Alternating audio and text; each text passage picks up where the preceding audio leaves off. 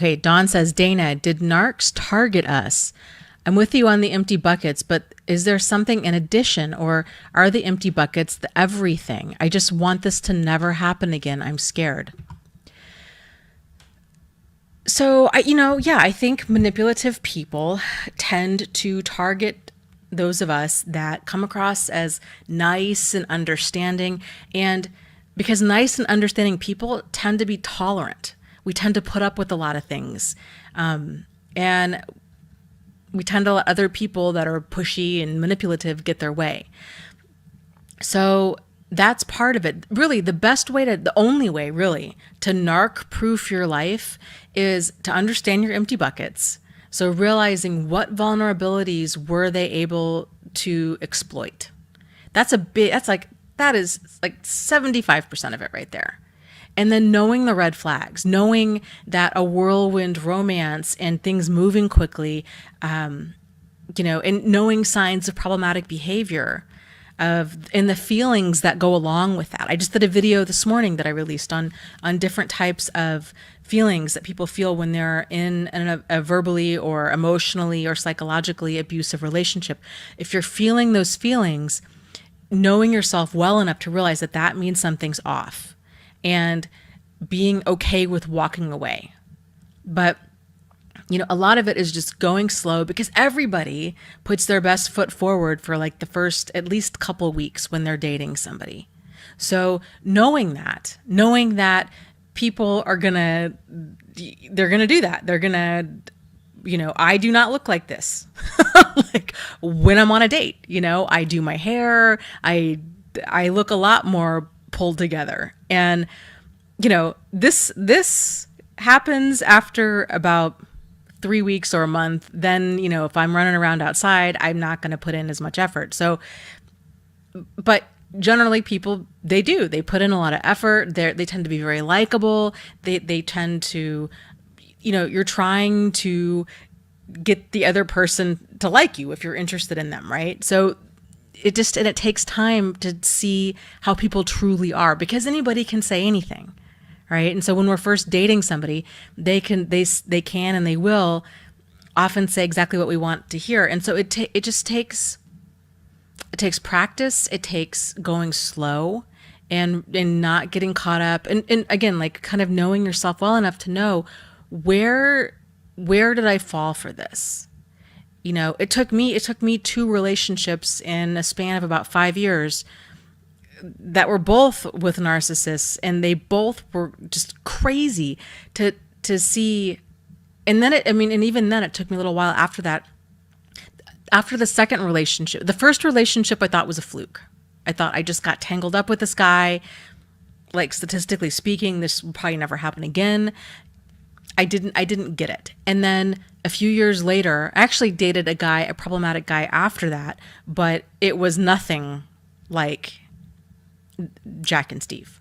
And then Steve, then that was crazy as well. And then I realized this can't be a coincidence. Like, what am I missing? How does this keep happening to me? Like, what am I missing? And getting into some support groups, and then hearing from other people, and then starting this channel and really doing a lot of the kind of the introspection, realizing I was a sucker for the love bombing, and that's how I was getting roped in. And I didn't realize that I had that empty bucket, but I did. And so once you realize that, then you can start working towards that. And then it brings it to the front of your mind. If you meet somebody and they start wanting to talk or text or Skype or whatever for hours upon hours every day, even though it might feel good, bells are going to be going off in your mind saying like, this is not how healthy people act.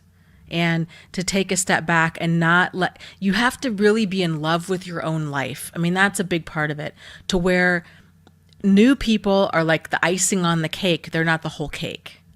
And so when you do meet a new person, you've got hobbies, you've got interests, you've got friends, you're doing things, and you're not going to be so quick to jump into their boat and combine your life with theirs and make them your whole world. So it's, And it's hard to have healthy boundaries and standards if we're lonely. So that's how a lot of these online dating scammers work. That's how emotional manipulators work. They Now, emotional manipulators, they target people based off of what they're looking for as far as supply. So it might be, money or transportation or shelter or sex or kind of you name it, what they're wanting from whoever they target. But you know, so anybody can be targeted, I guess is what I'm saying.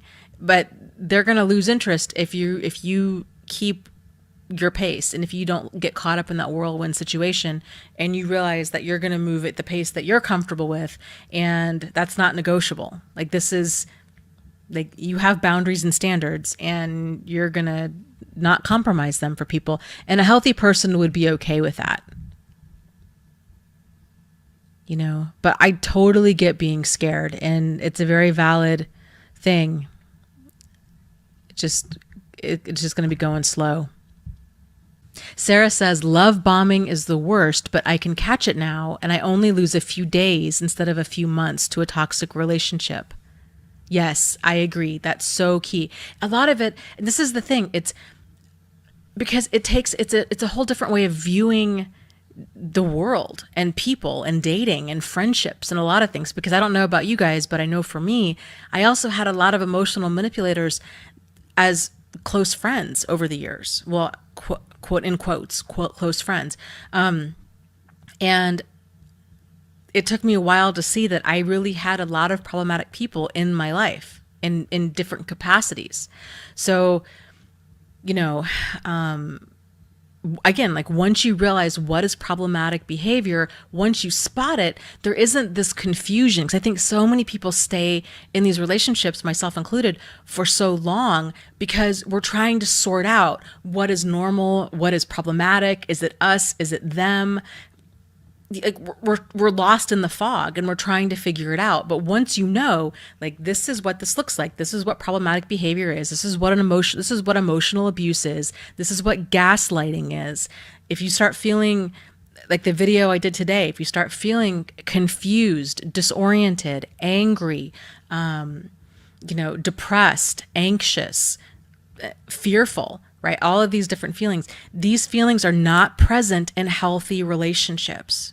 So again, being in tune with how you feel and knowing, okay, if I start feeling these feelings, that's a signal to me that something's off and I need to like throw this relationship into neutral and take a step back and see exactly what's going on. And I need to see it through a set of,